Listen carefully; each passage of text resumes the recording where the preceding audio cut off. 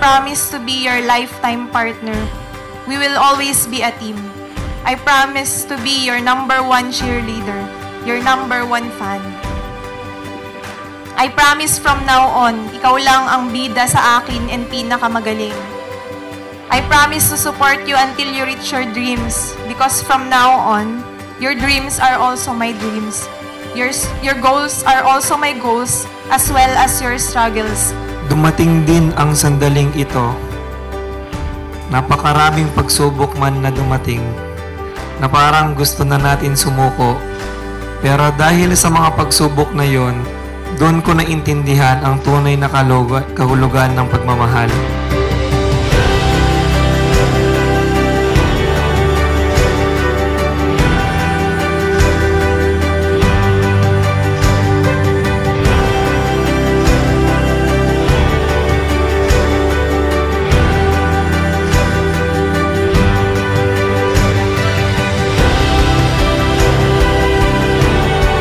Maraming salamat sa pagmamahal, pag-aalaga, panguunawa, at sa walang sawang pagsusuporta sa akin.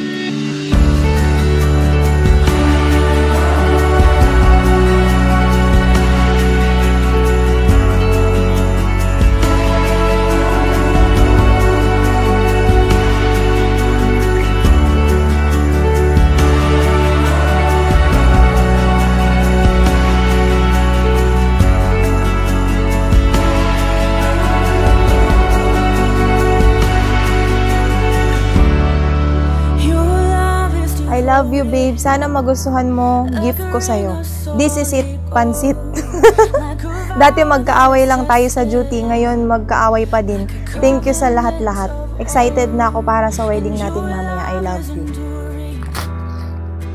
Ano to? May tatlong bibe.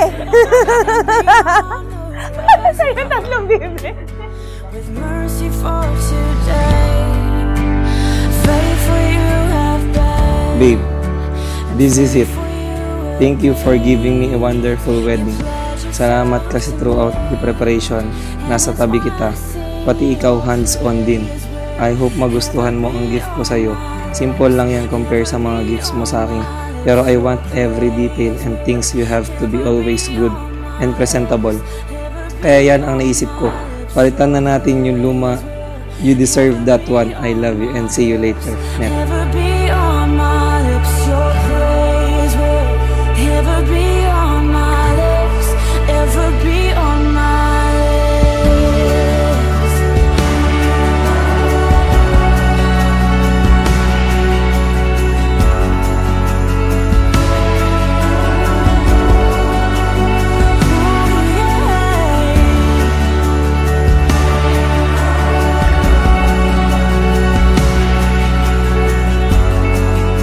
Ako'y nangangako sa iyo at sa Panginoon na mas maging sensitive sa feelings mo, mas maging gentle sa pananalita, na mas makikinig sa mga sinasabi mo, na mas ipaprioritize ka sa mga iba't ibang bagay, na mas aalagaan at mas mamahalin, at maging good husband, father, and partner in life, hindi kaaway.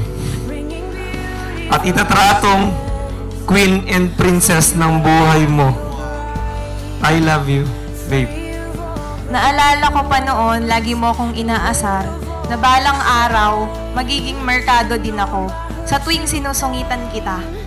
And now, it is truly happening. Your praise will ever be on my lips, ever be on my lips. Your praise will ever be on my lips, ever be on my lips. Your praise will ever be on my lips, ever be on my lips. Your praise will ever be on my lips, ever be on my lips. And you will be praised, and you will be praised.